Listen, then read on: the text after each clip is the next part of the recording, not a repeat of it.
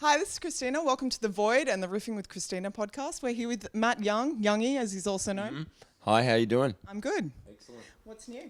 We just did Europe with Soulfly, which was really awesome, and we're about to head off to the States with Voivod and Childbite, starting on the 19th of May in Dallas for about 5-6 weeks. So should be good. So tell us a bit about, you went on tour with the Cavalera fam, like the whole extended family, the kids who started life as a drum beat on a record. Like it's pretty cool. Yeah. It is pretty cool, and to think that Zion actually plays in Soulfly now is pretty incredible. And yeah, so it was an interesting experience. It was really cool to see how they operated as a family, and yeah, it's certainly probably the most unique metal touring family situation in the world, you know. And it was great to watch Lody Kong every night.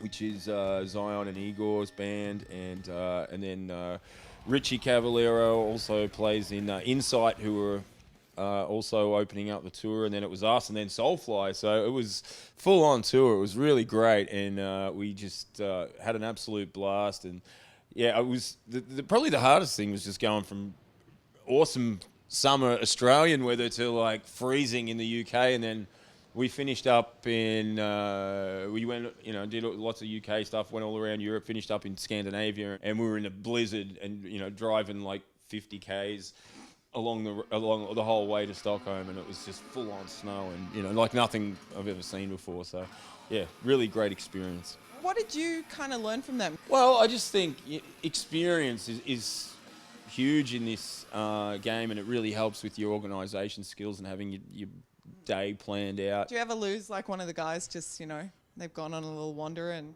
We did. Yeah. We caught a ferry from Stockholm to Helsinki, and we couldn't find Squiz when we were getting off. He was gone.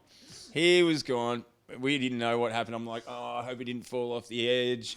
I really hope. And then we had to drive our bus off the ferry, and we just had to wait there and just see. And then, about an hour later, he came. Oh, I got lost in all the cabins and stuff. I couldn't get my way out of the.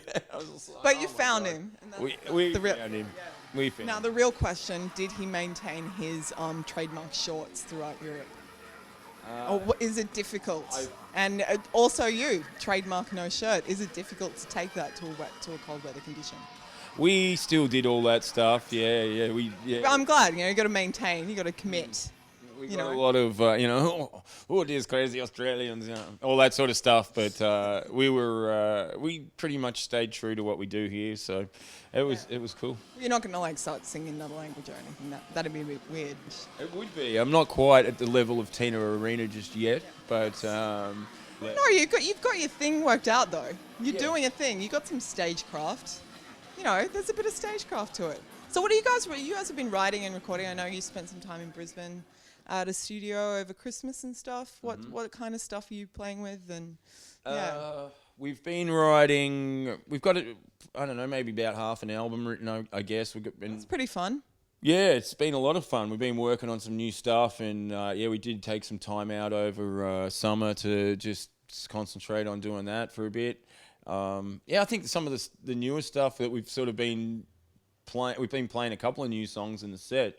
Recently, it's translating really well. It is a little bit different, but I think it's more, it's gone sort of back to a more grindy, kind of punky. It's definitely got a punky, hardcore sort of feel, and I'm really enjoying playing it live. And last night we played in Canberra, and we had a really good response, and people were just like going nuts to the new songs, and I was just like, wow, that's cool. That's good vibes. It was good vibes, yeah. So, can you tell us the story of one? Tell you the story? Yeah, of one of the new songs. Well, the working title of one of them is called Now It Stokes Frenzy, and sometimes our guitarist Squiz will give me he'll go, what about this for a song title or whatever, and it's always something quirky and weird, so...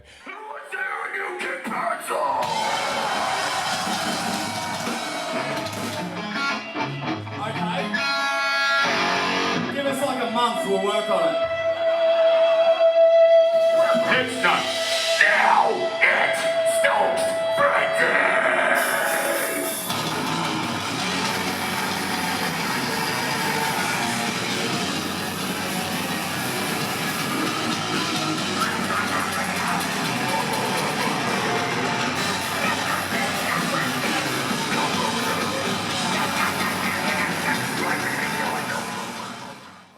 I think we'll probably release a new album next year at some point. So how did you start singing? I know we've kind of talked before, but like back to the beginning, kind of, what were the first bands you played in? Because you guys obviously all played in a variety of bands to get here. Yeah, well, I've played in a lot of bands over the years in Melbourne. Played in a band called Stiff Meat for a while. Another band from in high school that was called Pillow, which was It's a tough guy band. Nothing like what we do in King Parrot, obviously. I played in a sort of more punky kind of heavy band called Tigernauts for a while.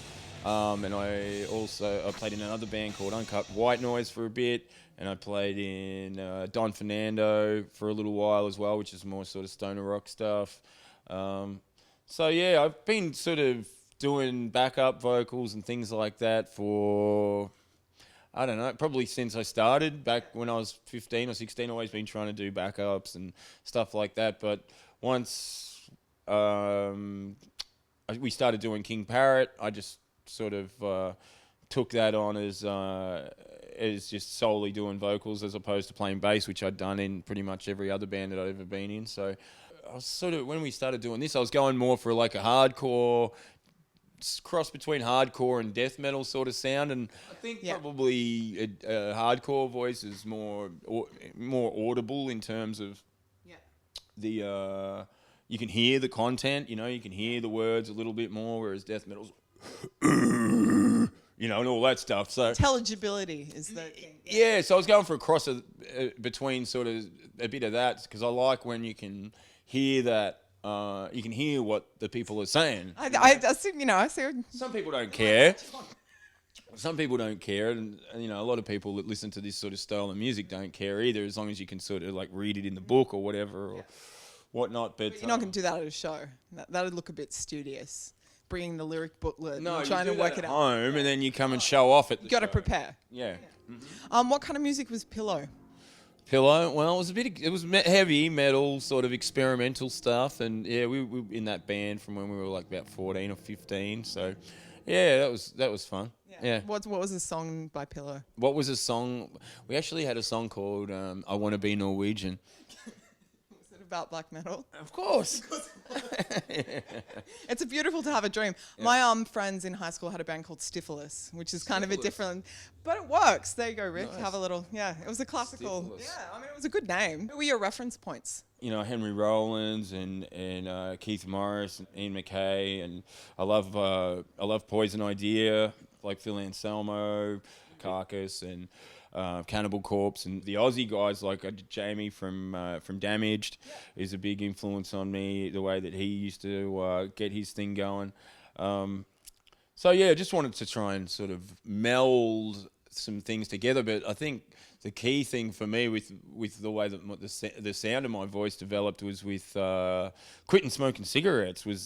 That's where it went, and it went a bit higher, and I was like, well, that's kind of weird. And the guys were like, yeah, but it's different. And I was like, well, yeah, okay, well, we'll work with that then. And that was kind of how it went. So I didn't really have a choice in the matter. It just went, I think there is a bit of an art to like frontmanning and shit, and I like I saw Clutch recently, and I'm like, he's got a really interesting style where I felt like I'm watching him. I feel like he made really hard eye contact with like 40 people in an hour, and I think it's really powerful. And I think you got a similar kind of, you really connect with the audience and you know, fuck around with them, and you know, I think that really makes a difference. What are your thoughts on the matter? I think I think Neil Fallon from Clutch is an amazing frontman.